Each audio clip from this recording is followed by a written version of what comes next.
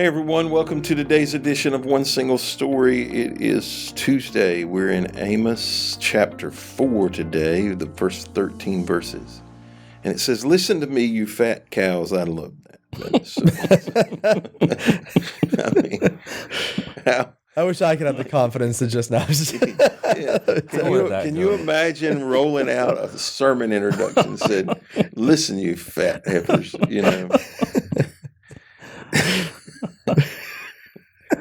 I mean, that's pretty. We tiptoe around a lot of stuff. Mm-hmm. Yep. These writers of scripture were, pretty straightforward. They didn't worry whether they hurt your feelings or not. Yeah, there weren't many people pleasers. Yeah, writing Bible books, especially prophets. But he says, "Listen to me, you fat cows living in Samaria, you women who oppress the poor and crush the needy, and who are always calling to your husbands, bring us another drink. The sovereign Lord has sworn this by his holiness. The time will come when you will be led away with hooks in your noses. Every last one of you will be dragged away like a fish on a hook. You will be led through the ruins of the wall. You will be thrown from your fortresses, says the Lord. Go ahead and offer your sacrifices to the idols at Bethel. Keep on disobeying at Gilgal, offering sacrifices each morning, and bring your tithes every 3 days. Present your bread made with yeast as an offering of thanksgiving. Then give your extra voluntary offerings so you can brag about it everywhere. This is the kind of thing you Israelites love to do, says the sovereign Lord." So let me just stop there first, just because it's funny. This is unfortunate that he starts out with fat cows and then he says women. So he's talking to the women, which is even worse that he's called, right? Yes. Right? And then he says, "The time will come when you be led away by hooks in your noses." And all I could think about was Larry the Cable Guy. Y'all know who Larry the Cable Guy is? Yeah. Talking about fat people at the buffet should get rings in their noses so they could be hooked and pulled away from the buffet. And when I was reading this scripture, that's all I could think about.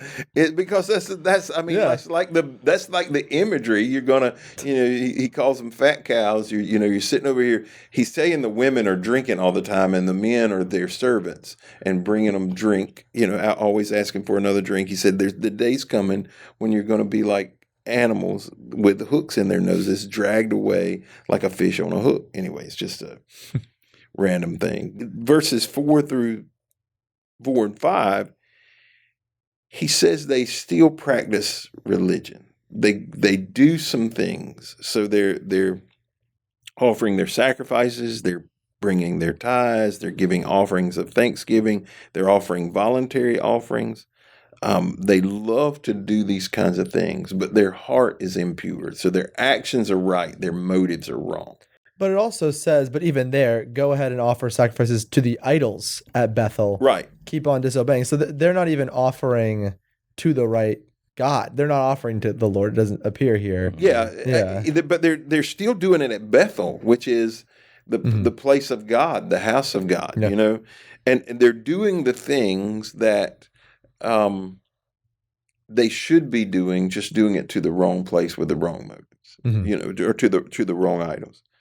And so the question that I kind of want to dive into today is, what kind of actions do we take that it is easy to disguise our motives?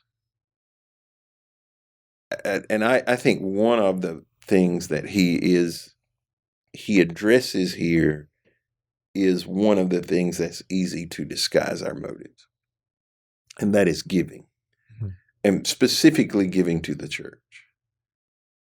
We should give because of our heart to God, but often we give for influence among the people. There are,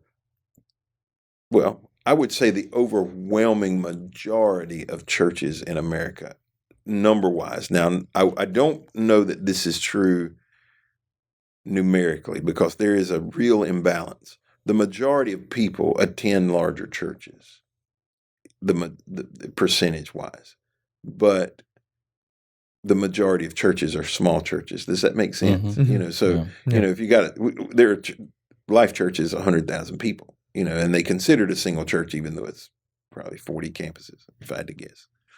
But they talk about it as one church. So that single church has 100,000 people. That means you have to have 100 churches running 100 to match that. The majority of churches are smaller churches. As a matter of fact, I think the number is probably 70 to 75% are under 75 in attendance. So the majority number of churches, and so when I speak of that, I'm speaking of the majority number of churches are controlled by the people who give the most money. Yep. I mean, overwhelmingly, it's not even close. And so that is a clear, and often they give it for that control. I mean, I know some situations where that I've seen that play out in churches where the people. Now, the other thing you have to consider is the people who are giving the most are often the most involved, so they're going to be the leaders. That's typically true.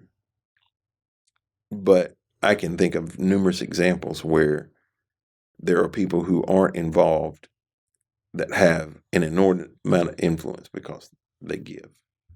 What are maybe some other things that we do that it is easy to disguise our motives? No, we ourselves or just people like in our culture, our society? People in general. In church. So I think that's who we're talking to. In church.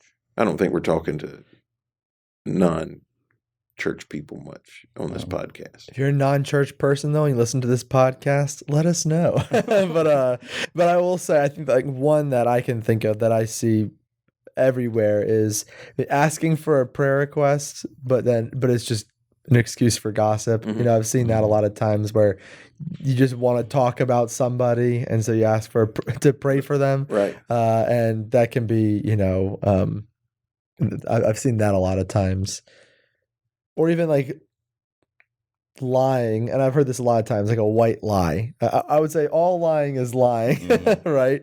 But a lot of times we'll make up excuses for it. Oh, it's really to help them, or is it ever okay to lie? Ooh, that's a good question. What do you think? No, so I'm going to ask you, if your wife says, "Does this dress make me look fat?" What's your answer?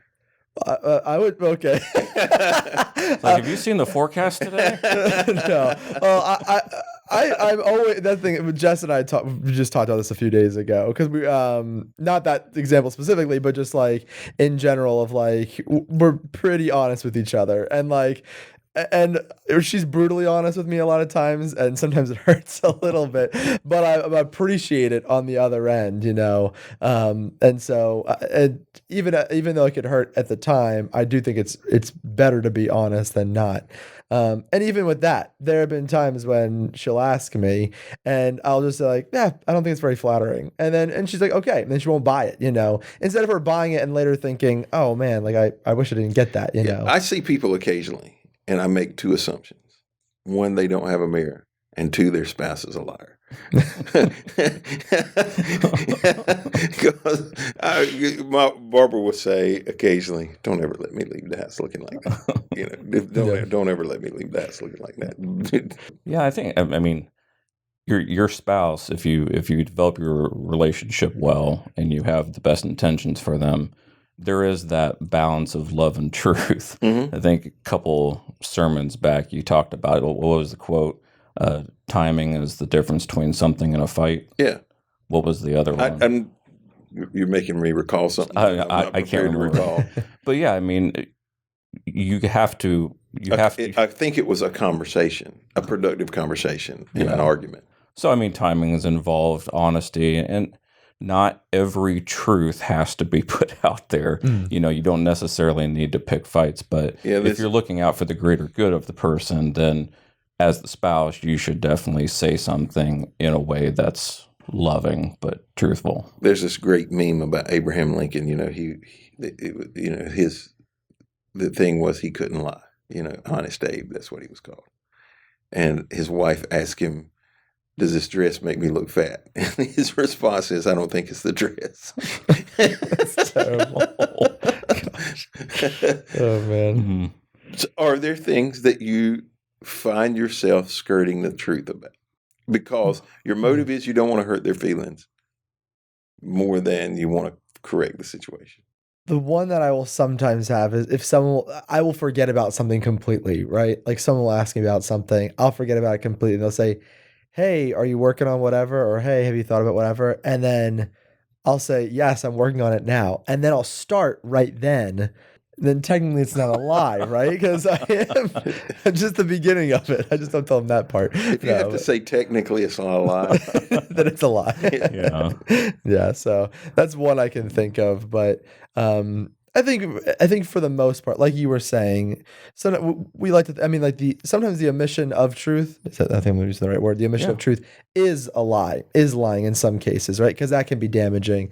But there are many times when you have, like, if you see someone, like, so for instance, you see someone, and you might think like, oh, like they shouldn't buy that, but you're not just gonna go up to a stranger and tell them, "Hey, truth is you shouldn't buy that." If it's somebody you're going to see one time or you don't see very often, I think all of those things play into it.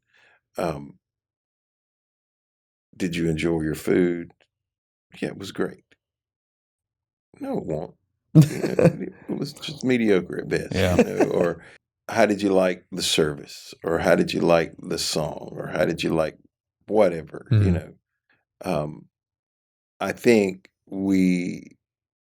I think our motives are to not hurt their feelings, which is not a terrible motive, but if it's in the context of relationship, I like American Idol, the first few weeks are filled with people who don't have honest people in their life.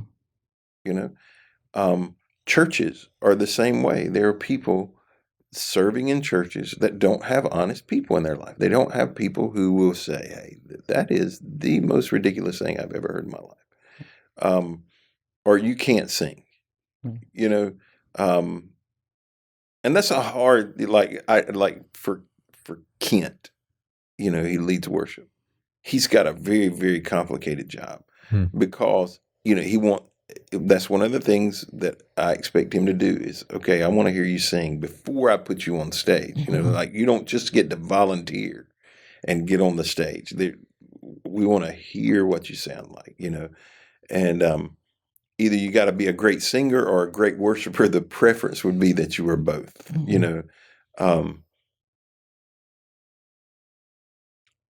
But that's tough. To say, I don't think this is the right fit for you.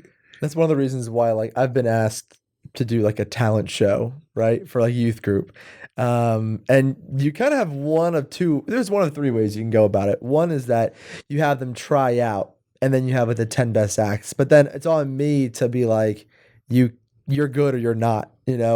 The other option is you just have everyone be able to do it, but then like the public shame of the other students seeing that and being like, "Gosh." And the third option is just don't do it, which is what I choose. American Idol. I don't know if anybody has any idea how those auditions work. You don't just get to show up and get on TV. There are thousands and thousands of people who are showing up. They are intentionally picking some of those awful singers who don't know they're awful. Yeah. And don't realize they're getting ready to be made fun of by millions of people on TV. They haven't figured out, okay. Wouldn't it be better, okay, if there were honest people in their life who said, "Don't do it." Yeah. Because sometimes people say, "I'm going to audition for American Idol." I'm like, "You ain't going to make it." Yeah. Now, what I know is mediocre people, they get weeded out really quick. They only take people who are really good. Those are the people who get in that room, and people who really suck but have some kind of shtick, that is going to make it fun to watch. Those are the only two. The mediocre people they get sent home fast. I mean, really, really fast. And but if you're really, really bad at something, if I'm really, really bad at something, I want people to tell me. Mm-hmm. You know, I'm old enough now that most of the things I'm really, really bad at, I've figured out, and I avoid them like the plague. You know, I don't want to do them. Ain't going to do them if I can help it. You know, I tell people all the time, I'll take a lot less money to keep from having to do A, B, and C than to make more money and have to do that kind of stuff. Yeah. Because I know I'm not good at it. I have zero interest in it. You know, it's kind of like, you know, people, I've been trying to convince my wife for years to move to a condo because she loved to work in the yard. Now she's getting to the place like she hates it, you know, but people's like, oh, you know, it's so great to cut your grass and stand back and look at it. No, I never had that feeling. I've never got off on a lawnmower and said, man, this is one of the greatest days of my life. I think that was one of the first conversations that you and I had, because you were just talking about things like that, and you're like, and you said that you're like, and I hate mowing the yard. I was like, I love mowing my yard. Chris takes a pair.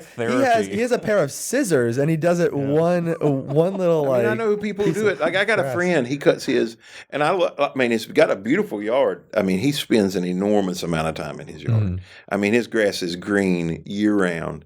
And it's always cut with a pattern, you know, with a crisscross pattern, and you can see it looks like a baseball field, you know. It's incredible. And he's like, man, you just don't know how good this is for you. That's like my blood pressure would go up, you know.